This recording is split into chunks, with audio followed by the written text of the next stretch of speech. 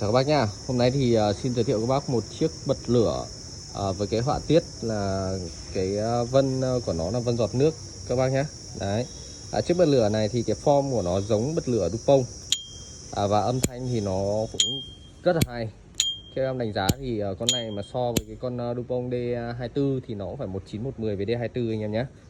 Đấy, D24 là một trong những chiếc âm thanh hay nhất. Đấy. Đấy, chiếc này thì âm cũng cực kỳ là hay luôn.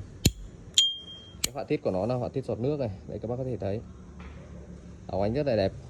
Nó nhìn cũng giống kiểu cái vân vải rồng ấy, cũng giống kiểu vải rồng, em thấy khá là đẹp.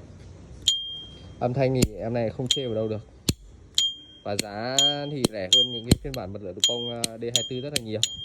Đấy, như chiếc này thì giá là 850. Âm thanh cực kỳ hay, anh em có thể chơi để trải nghiệm nha anh em nhé, sử dụng ga. Đó.